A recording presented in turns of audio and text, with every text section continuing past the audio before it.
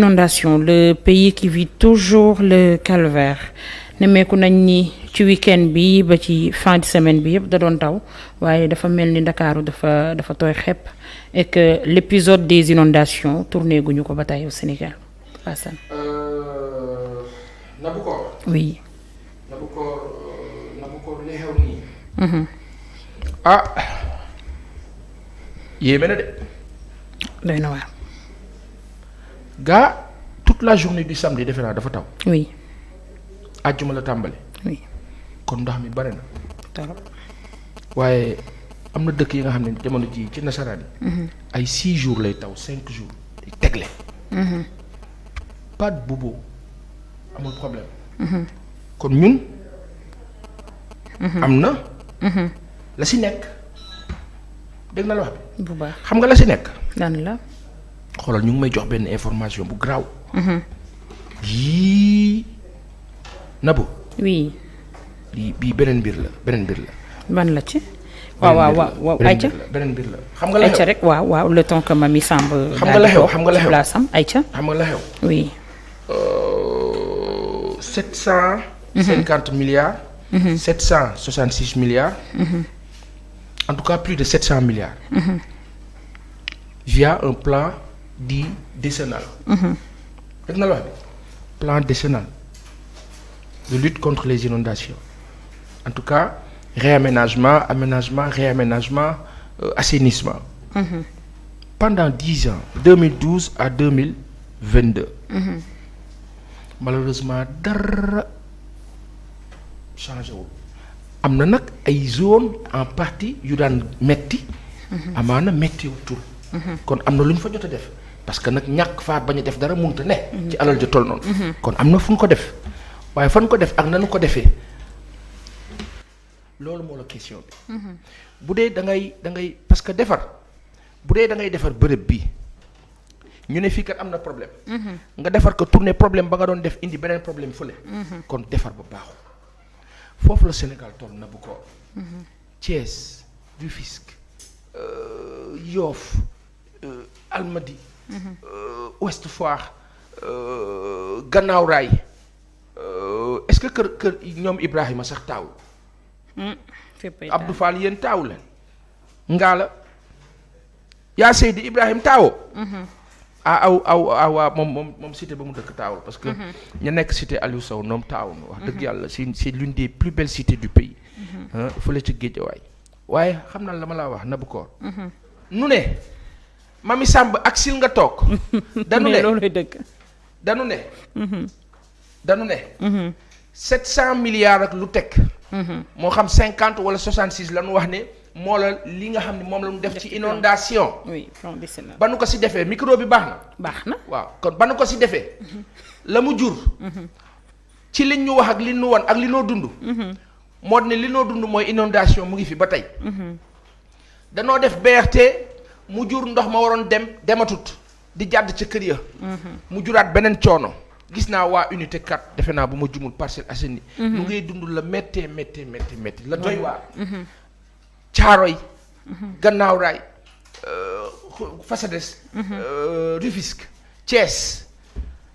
Ndakaaru moom li fi xew gis nañu ko. waaw lan moo tax yeneen dëkk yi nga xam ne dafaa taw daanaka semaine weer. du am jafe-jafe boobu lu tax Sénégal mu la am jafe-jafe bi. Sénégal danoo war a ñaari problème dañu war a régler. techniciens yu baax yi dinañ ma wax li si nekk. damay dégg démb ki nga xam ni moo di Jo Mbaye. oui.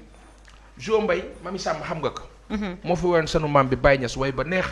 Jo bi daan aw Viviane Chidid xam nga mu nga Canada. Jo nu ngi laa nuyu ba baax dafa ñuy expliquer parce que moom dafay yëngu ci yi nu mel nenu ndox mi fii ci Sénégal jafe-jafe bi du lenn lu dul xulil. ñàkk récupération ndox mi. internautes yi nekk Europe laaj leen ñu wax nu. te xam mbir mi. maanaam ndoxab taw dañu kaa récupérer keroog maa ngi la doon wax ne la nasaraan dana kaa recycler. am na ñoo xam ne xamuñu woon ni ndoxab Evian bi wala yenn mel ay ndox yu ñu récupérer la ci taw bi yu ni mel. def ko eau de source dañu ko jox dégg naa la wax bi ndox ma la noo jël defaraat ko mu baax jox ko ci ay bouteilles nu kaa jën naan non man du ma naan ndoxab robinet te ndoxab robinet bi ca dëkkam national mooy ndox ba baax ba. dégg naa la wax bi. donc tey fi Sénégal toll ndox mi dañ ko war a récupérer. nan la ñuy waxee ndoxam taw waaw faw mu taw ndax suñu jiw bi dañoo jiw te tawul te bu taw bi ñëwee du ñu téye ndox mi utiliser ko. war a mun jël ndox mi teg ko ci ay yoon def irrigation mu dem ca fa ñuy soxlaa ndox mi ñu use ko. même bu taw bi jàllee saison hivernale bi dem. du tere ndox mi dana fi neex ndax dañu kaa recycler. na bu koor. waaw maa ngay wax sa kaw. bu baax. micro bi amul jafe-jafe. déedéet amul benn jafe-jafe waaw parce que loolu dafay sonal internet yi. donc daf leen di amul benn jafe-jafe mën équipe nga wax technique bi jërë ngeen jëf. ayca Mamy Samb nuyu nañ la. xulil. da nga noo fekk nu la wax si ndox mi. waaw. xam naa ndox mi jox ma loxo. dégg na ma la. ndox mi. waaw si ndox mi la noo wax. tabaarkalla. waaw ndox mi li ñu see wax nag. xam naa da nga ci mën dikk ndax incha allah aw am na laa si xam. xoolal la mu sol kaar. kaar ah. comme toujours oui ayca. li noo wax ci inondation kilifa yi xam nañ ko. nit ñi xam nañ ko. spécialistes yi xam nañ ko léegi nag ñun ñii sax waa 2A comme presse bi moom ñoom ñu ngi def li ñu mën. ñun nii. nañu jël sunu ay micro ngaala nañu jël sunu ay micro dem jox ko ingénieurs yi jox ko spécialistes yi jox ko universitaires yi. ñu jox ñu les solutions une bonne fois. loolooy dëgg. ndax lii mënut a wéy defar lu tal ni BRT. ndox may ball di dem ci waa Grand Médine ak ca ña sa des. loolu problème la. ak waa unité 4 ak ña sa des ñu ngi dund la méttee na bu koor jamono bi am na ñoo xam ni Kër Massar. 11 milliards yu mu ji fa la woon. daanaka 25-30 jëm kaw ci ay milliards. Fouras defar nañu ab pont ba rafet waaye la mu jur mooy moom itam ñëw na fatt ay ndox fa ñu daan jaar. yooyu yëpp boo ko boole mu la jafe-jafe boo xam population yi ndeysaan chaque année ci la ñu dund wax nañ ko waxaat ko xulil. waaw la dernière fois ba nañu tudd fii mbirëb RTS yi ba taw ba njëkk ba amee. RTS mel ni ku gisul loolu malheureusement fan yi yëpp ndeysaan ñoom ñu ngi def ay coow ci mbirëb ndox mi. jërë ngeen jëf RTS. jërë ngeen jëf finalement yàlla na yàlla fay leen agent yi fa nekk tamit RTS ñu ngay dund la jafe parce que dañuy bëgg a fipp te duñ ko mën yàlla na leen yàlla kàttanal agent yi nekk RTS ba ngeen mën a def face te beneen nguur bu fi ñëwee nag na Sénégalais yëpp jóg taxaw li amoon RTS ci temps Diouf Wade ba ci temps président Macky Sall loolu deñ définitivement RTS ñu jël ko jox ko une direction indépendante. bu kaa contrôler ci wàllu autorégulation. bu mel ni CNRA wala lu nu mel. nga xam ni ñoom ñooy gérer di nommer directeur général ba. lu dépendre ci ministère de l'information. parce que loolu bokk na si li kaa plombé nga xam ni directeur ba appel d'offre la ñu kaa nommé mu joxe CVM ñu bëri postuler ñu nommé ko du dépendre ci présidence du dépendre ci kii sénégalais yi di ko contrôler. loolu mooy tax information jaar yoon désinformation du am. inondation na bu koor. fatt na sénégalais yi. solution yi borom xam-xam yi ñoo ko mën a joxe. les universitaires sénégalais yi fi nekk am xam-xam loogu nanu leen fekk jiital leen ci mbir mi. te politique yi acteurs politiques yi bàyyi di wax ci mbirum inondation parce que depuis 10 ans nu ngi kaa wax sottiwul. depuis 15 ans depuis 20 ans nu ngi kaa wax. sottiwul dégg na la wax bi. oui bismillah. du sujet inondation bu ñu koy wax ba tey dara changé gul.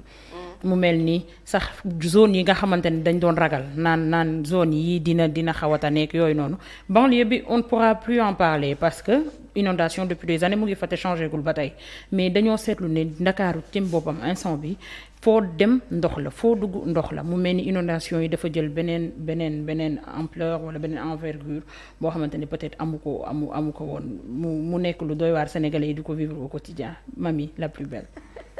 bonjour Nabou. bonjour à toi li ma ci neex self contrôle bi nga àndal su ma lay perturbé booy wax ni da ngay ànd ak sa fulla ne waa Sen'Eau Pa Assane Nabou Cor tey dañuy tàmbali grève 48 heures à partir d'aujourd'hui yéen a ngi may déglu ñu ngi lay dégg bu baax grève 48 heures boobu ñuy tàmbali ñoom waa Sen'Eau ñaari raison moom la ñu gën a avancé benn bi ñu ne augmentation de salaire beneen bi ci topp ñu ne ay conditions de travail Nabou xam nga lan mooy cool-cool gi.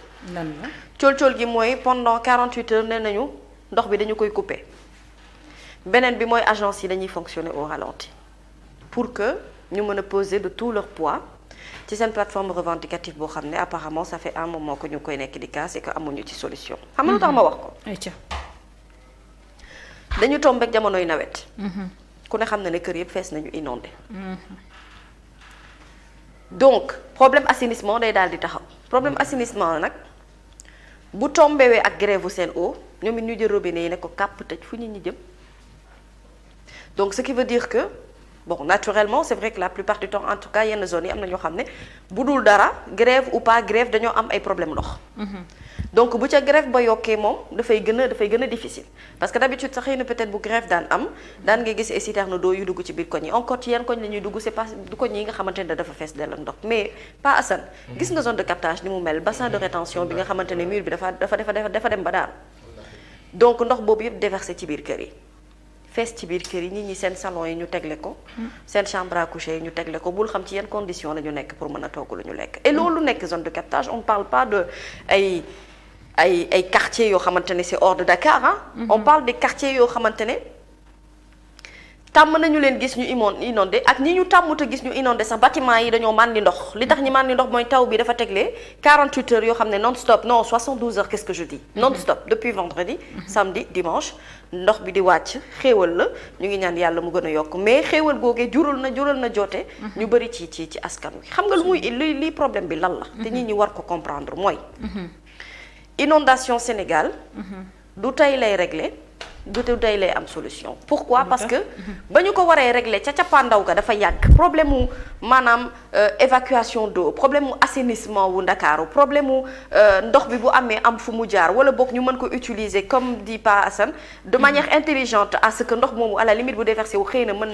nañ ko yóbbu ci yeneen conduite loolu dañu ko def maanaam Dakar moo loolu dafa mës a nekk problème am et j'ai l'impression que chef d'État bu ñëw du ko def priorité da koy def loo xamante ne nii maanaam dañuy bàyyi ba waxtu wa jot rek ñu injecté fa xaalis bu dul jeex bu ñu ca injecté xaalis bu dul jeex maanaam inondation dafa mel ni épidémie comme mu ngeen at mu jot nga ne paludisme day am noonu la inondation mel alors que une capitale normalement war nañu def de telle sorte que ndox bi di am yoon bu mu jaar on l'a dit et répété mënuñu construire ay tali yoo xamante ne bu inondation ba ñëwee tali ba day yàqu wala bu tali ba yàqul tali ba am taana ndox wala bu taawul ndox ñu ne am na benn côté boo xamante ne xëy na peut-être dafa affaissé wu wala nit ñi duñu mën a dem duñu mën a dikk ce qui veut dire que l'intelligence voudrait que avant ñuy yegg ci ay affaire infrastructure ak yeneen yu ni mel li ñu war a njëkk a lijjanti fii ci capitalu Ndakaaru mooy ndox bi am ay conduite yoo xamante ne fa lay jaar dem moo xam day dugg ci géej gi moo xam dañ koy utiliser feneen loolu nag boroom xam-xam yi ñoo ci mën a ut ay solution mais mënuñu dund ci Sénégal boo xamante ne pendant plus de 20 ans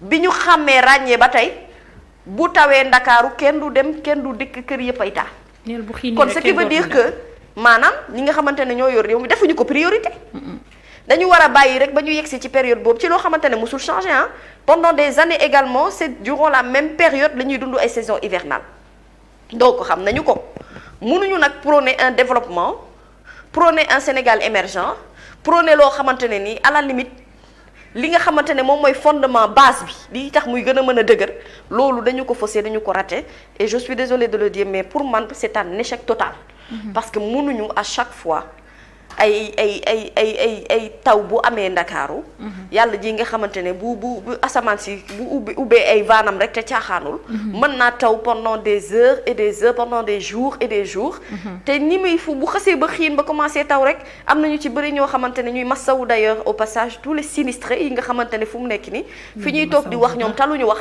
xëy na tëdduñu guddi sax ba nelaw ndax xëy na jaaxle nañu ndox mi fees na ci seen kër yi ndox mi sonal na leen oto yi mënatuñu circuler li fi yàqu ci ay oto kenn xamul na mu toll et c'est sûr que bu oto yooyu jeexee ndox moomu jeex ñu pomper leen li ci des yëpp tali ya tamit day amaat ay désagréments donc mu war a amaat beneen investissement bu ñu war a defati ci ay tali defaraat ko loo xamante ni bu déwee ne ñu defaat même investissement bi mais finalement ça ne sert à rien on injecte de l'argent ci loo xamante ne amul njëriñ moi je trouve que avant ñuy dem jëm ci wàllum infrastructure defar tali defar ay pont ak leneen lu ni mel nañu fexe de telle sorte que ndox bi am yoon bu mu jaar bu taw amee mu am yoon bu ñu koy utal boo xam ne du fa sax taxaw day jubal directement dem nit ñi dinañu gën a mën a bañ a souffrir ci li nga xamante ne moom mooy inondation yi et puis là à ce moment on pourra parler d'infrastructure on pourra parler d'émergence Mamy doo ci ñambaasaale rek RTS mi naan après la pluie c'est le beau temps. C'est leur vision des choses. Peut-être que chez eux, c'est le beau temps. C'est le beau temps. C'est buntu RTS ngay fay. Ouais, peut-être mais xam nga nag on ne peut pas être plus royaliste que le roi. C'est sûr. ki nga xamante ne dëgg-dëgg moom bu génnee xëy na amaana day xuus wala bu xuusul mu ngi octobre yam pour tëb. mu ne la après la pluie c'est le beau temps xëy na kon pocco pocco boobu beau temps la ci moom donc ko bëgg wax ne du beau temps ci moom bu ko jàppee noonu kay xayrun gis nga nit nag moom wax dëgg yàlla na bu ñu ne la jant baa ngi nii nga ne lii du jant bi weer la loolu moom yaa bëgg werante rek ak di sonal sa bopp. wallaay neexut a waxtaan. mais ku ne xam na ne Ndakaaru fii tout le monde sait qu'après la pluie c'est loin d'être le beau temps. Après la pluie c'est le déluge. Après la pluie tu vois c'est des populations qui sont tellement meurtries c'est le mot parce que dañuy li leen di dal dafay metti torop ko duñu ko mën a expliquer souvent parfois wax naa ko fii dëgg la nag am na ñoo xam ne gars bu ñuy dem dëkk dañuy dëkk ci foo xamante ne maanaam nekkul sol wala suuf boo xamante ne war nañu fa tabax pour mën fa dëkk parce que xëy na suuf sa du naan ndox wala ñeneen ñu ni mel mais loolu yëpp itam mënuñu leen ko imputer ñoom directement bu ñu fexe woon organiser de telle sorte réglementer yëf yi de telle sorte que du ko fu neex fu nga bëgg a dagg nga dagg fa dëkk fa ni ko Pa Assane di waxee ñu xam ne fii peut-être mënuñu la fi jox autorisation pour nga tabax fa kër pourquoi parce que place ndox la loolu bu boobaa xëy na kon c'est que réew mi dafa am fu bari foo xamante ne dañu fa lajj ci wàllum à la limite bugguma sax utiliser le mot discipline mais je veux dire que dañu mën a seetaan loo xamante ne leer na leen ni lii daf ñuy yóbbee ci ay jéeya daf ñuy indee ay problèmes daf ñuy indee ay jafe-jafe et je suis désolée de le dire on ne peut pas chaque année faire du sujet des inondations un sujet phare ci loo xamante ne dañ ko war a jël en charge depuis bu yàgg a yàgg et loolu c'est la responsabilité de ñi fi nekk ñu mën a fexe de telle sorte que balaa ñu naan tali bee rafet na ubbi nañu pont nangam ña ngay daggi ruba ak leneen ñu ni am ñu fexe ba foofu ña koy daggee ca boppam nga xamante ne mu leer na la ne bu nawet amee wala bu inondation amee ay askan la yoo xamante ne compté nañu fa sax ay cas de noyade bu dul ren année ya ca passé am na fa ñoo xamante ne lab nañu fa kon loolu situation ndox bi doy na war mais lan moo tax kon ñuy def priorité yeneen i pont ak yeneen yu ni mel ni ñu def priorité fu ndox bi di jaar Ndakaaru pour que bu tawatee ak ndox bi nu mu mën a toll ndox ba am yoon ba muy jaar bu ñuy tabax tali door a tabax tali lu ñuy def door ko def loolu moo jiitu. merci mami Pa Assane dañ ci bëggoon sànni. waaw dama bëggoon yokk benn affaire. oui moo la. du 10 ans yi. oui dafa am ñu bëri ñoo xam ne dañoo tedd ci inondation ci la ñu defaroo. pourquoi nga wax loolu. ñoom inondation di am chaque année sax dafa baax ci ñoom. ah oui waaw le marché des motopompes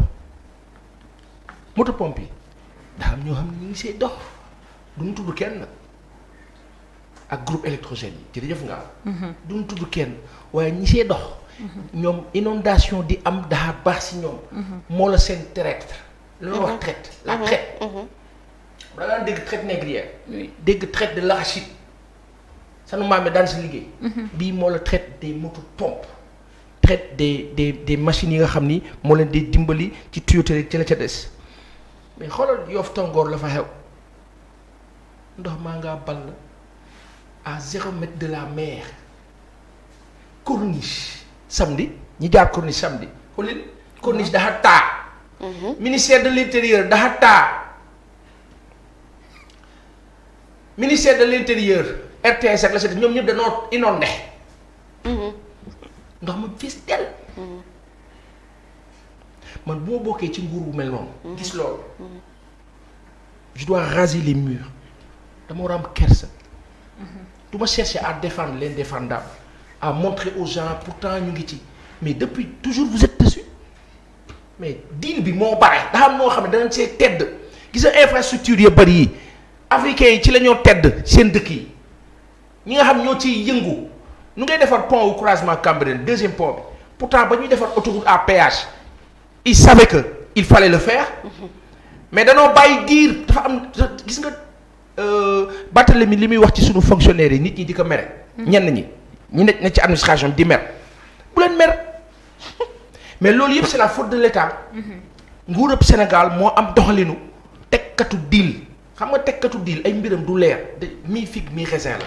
da ngay foog ni jub na fekk jubut te malheureusement parce que ñiy yëngu ci mbir mi ce sont des acteurs politiciens duñu ay acteurs politiques xulil lii rek moo la problème bi maanaam acteur politique daa am vision dafaa xool fa sore day xool mettitu nit ñi à la seconde acteur politicien moom day teg deal mooy kiy def politique naa teg loo xam ne rek nit ñi dañ may tàccu moo paree dem. mooy kiy def politique politicienne. politique politicienne moom na da rek te loolu moo jur mbir mi.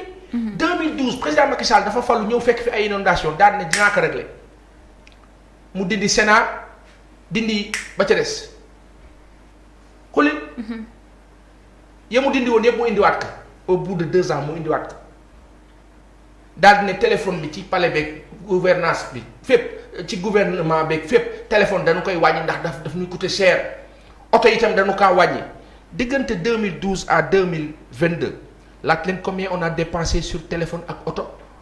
plus de 300 milliards ci ay oto ak la sa des. munoo coûter cher. Le Cameroun seen taux atteindre 50% ñu ne non dafa bari 50%. Sénégal on est à 70% le seuil fi ñu war a yem 9000 milliards ak lu teg suñu nguur naan non c'est parce que Sénégal dafa danoo am possibilité lépp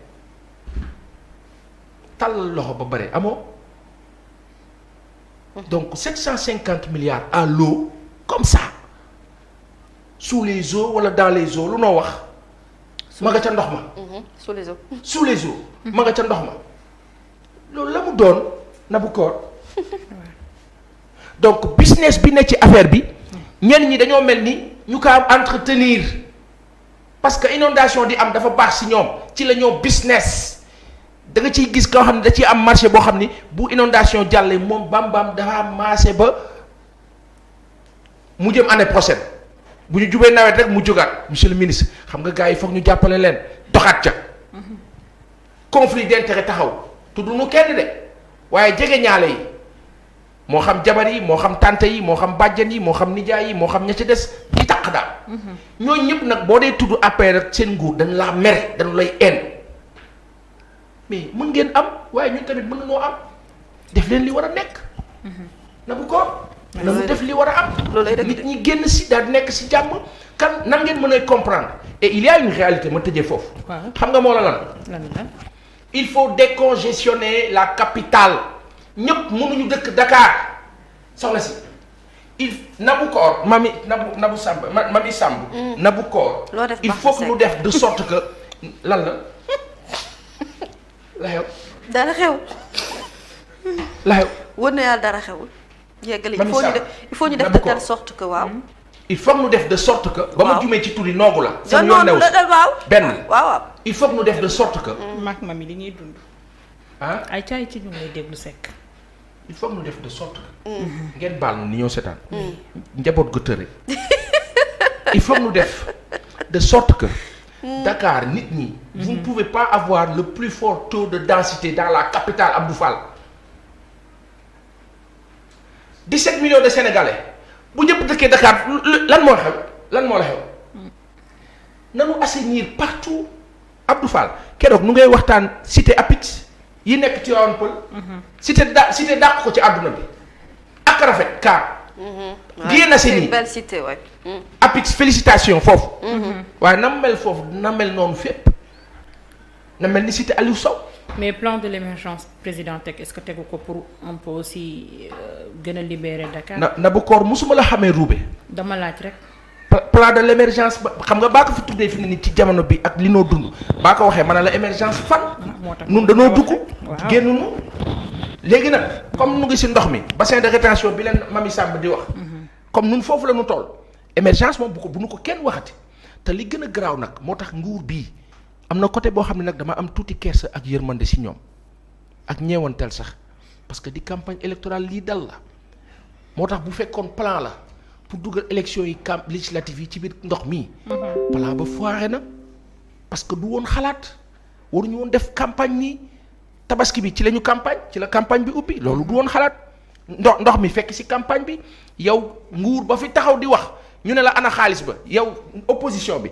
ba leen neexee dootuñu wax dara. inondation rek la noo tudd wax ji jeex ndax population yi mer nañu ba fut gis nañu keroog ñenn ñi sax la gàddu yi affiche di dem di wax ak nit ñi di leen du mooy loolu moo la torox tànge te li kaa indi mooy ñàkk jubal ak ñàkk dëggu.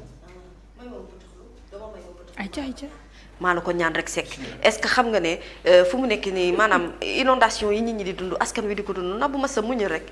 askan wi di ko dund ñëpp di ko dund mais lii rek doy na communication. Ça suffit. Ah oui. ah mais je suis désolée mais je ne pense pas que situation bi nit ñi di dund nii ça va à leur avantage à eux hein. Maïmouna Ça va pas à leur bu Pastef avantage. laa dégg Maïmouna nan Maïmouna Bousso mu Maïmouna ne Bousso. Barthélémy Diaz mën na bañ a def battre campagne mën na juste dem filmer Dakar ak taataa yi ñu am rek mu dem déedéet élection. du yem ca filmer day soli bot. octobre ba ca kaw xuus te ndox ma. def na ko Yoff weekend bi. kese doy na. je suis désolée mais lii kenn mënul wax ne maanaam image bu positive la. ci période de campagne législative alors que bu ñu fàtte bu ñu fàtte Pa Assane li nga xamante ne moom mooy maanaam pertinence su vote législatif yii ah. bu ñu ko fàtte. bu fekkonte ne xëy na jàpp nañu kon teewaayu suñu pencum ndaw réew mi am na taxawaay bu am solo xëy na bokk na kon ñoom ci seen ay prise de ñuy jàppale état bi ci seen ay prise de décision. ngir ñu gën a mën a taxaw ci li nga xamante ne moom mooy gestion des inondations yi. Absolument. On ne dit pas que ça n'a pas été fait. Mais on dit que ce n'est pas assez. Parce que lu tax assez wul mooy chaque année on vit la même chose te loolu nag la nit mënut a expliquer.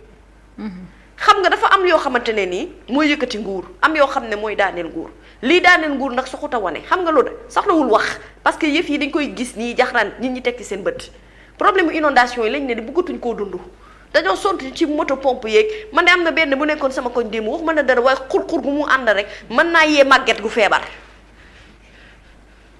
mais dëkk bi li fi nekk kenn mënu ko wax boo ko bëggee wax yow Mamy Samb nanu génne nit ñi ne veut pas dire génne nit ñi Dakar. Oui. nanu def de sorte que Mamy Samb am envie dem dëkk Louga. am envie dëkk Gandiol wala Thiès wala fa sa des. ñu décongestionner. ce qui s'est passé mooy le foncier danoo jël ay bërëb yoo xam nit ñi waruñu fa dëkk. ñu def dëkk fa di daggate le poumon vert de Dakar bii diggante Technopole jàpp. parce que forêt classée. nu ngi kaa daggate. la jaay moo le tax deal poumon vert bi man kay poumon bi kay laa bëggoon a dindi rek. Paasan foofu moom Mamy poumon dama amatu bëgg nga dellu fenn foo nekkoon nga ni pour ñu fexe ba nit ñi jóge Dakar lan la ñuy def non sànq da nga am loo doon wax. waaw ci inondation yi. nga ni solution yi. lan la nga ni lii daaneel nguur autant pour moi excuse-moi. waaw dama ne lii daaneel nguur. lii yëkkati nguur. neex naa xam neex naa gis. mais lii daaneel nguur itam parfois soxlawul wax da nga ciy teg sa bët nii jaxaran pour nga gis ko parce que ñoom bu ñu nekkee ci période législative. mais ndox mi toll à un niveau boo xamante ne nit ñi talatuñu sax déglu ñoom la ñuy wax ci discours. maanaam nit ñi seen xol tàng na. nit ñaa ngi dund loo xamante ne chaque année c'est la même chose kooku je suis désolée mais mënoo taxaw wax ko dara lu mu gëm ci instant T te période bi mu tombé ak ñoom mooy période bi baaxul bi Pa Assane wax. man su ma doon ñoom ma war a programmer ay élection législative dama koy def avant hivernage bi di ñëw.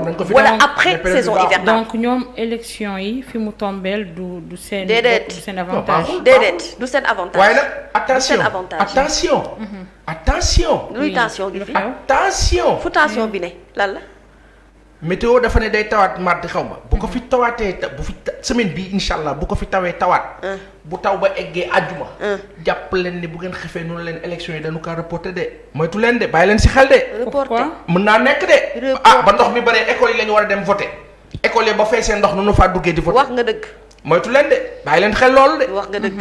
ala porox ndollu de. waaw ala porox ndollu de bàyyi leen si xel de ala yoon de. wax na dëgg wax na dëgg yoon ak ndox la de. ba ndox mi bare nii fi mu ne nii am na ñi nga xam ni dañuy ñaan yàlla ndox mi bare nag ñenn ñi. ñu naan na taw ndax mu gën a ñaaw bañ a ñaaw ci ñoom. merci Pa Assane